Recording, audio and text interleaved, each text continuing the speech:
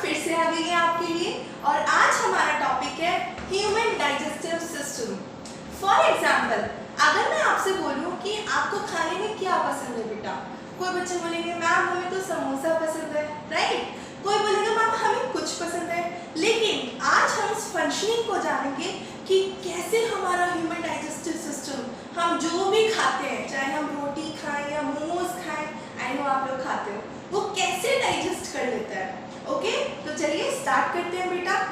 So this is a human digestive system, जहां पर हम देखेंगे role of salivary glands, role of oesophagus, stomach, liver, pancreas and our intestinal system.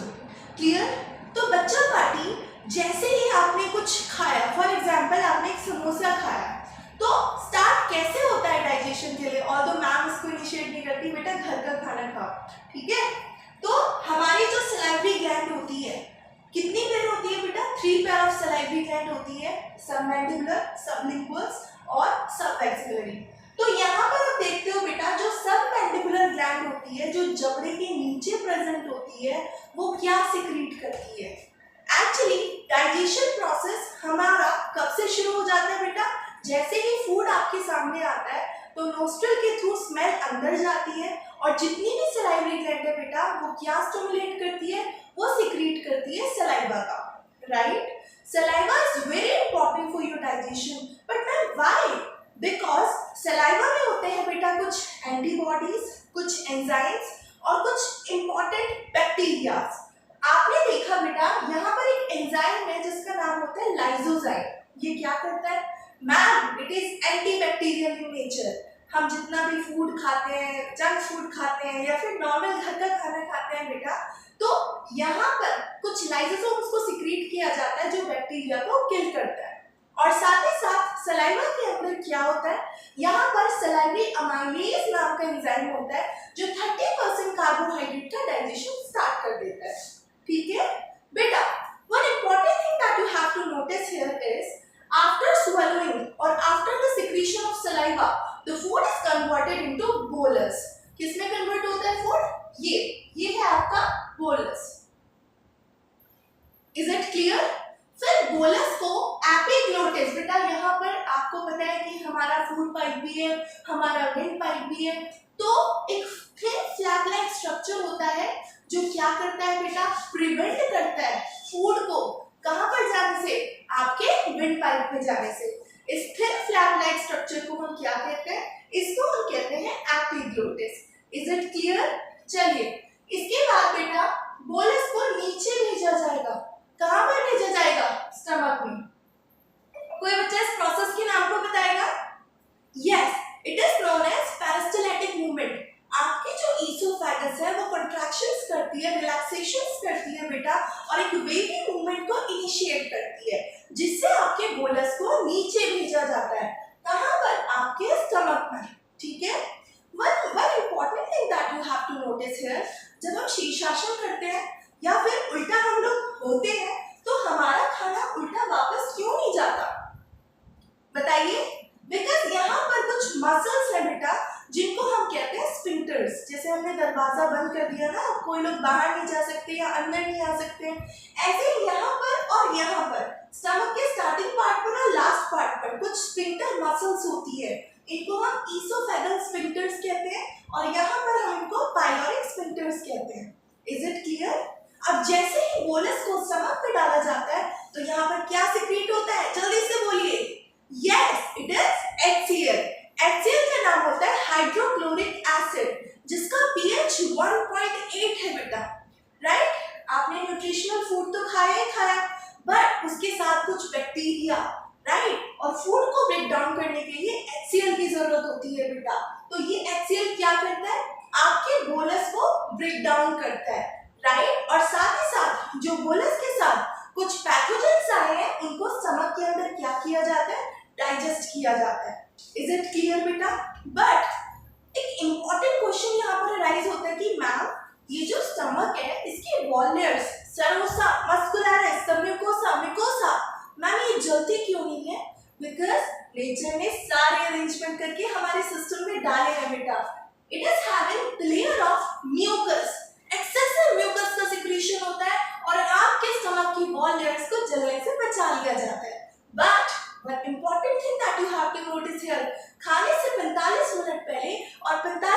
बाद तक आपको पानी नहीं पीना है। But why so? बिकॉज ये जो एसिड है बेटा अभी बोलस का ब्रेक डाउन कर रहा है, और अगर आपने तुरंत पानी पिया तो वो एसिड न्यूट्रल हो सकता है। क्लियर हुआ? चलिए अब बेटा 2 घंटे लगते हैं यहाँ पर फूड के ब्रेक डाउन के लिए, बोलस के ब्रेक डाउन के लिए, राइट। और फिर पायलोरिक स्फिंक्टर्स को ओपन किया जाता है और इसको कहाँ डाला जाएगा? स्मॉल इंटेस्टाइन में। स्मॉल इंटेस्टाइन बेटा this is the longest part of your body, और यहाँ पर हम क्या करते हैं? फूड का एब्जॉर्प्शन करते हैं।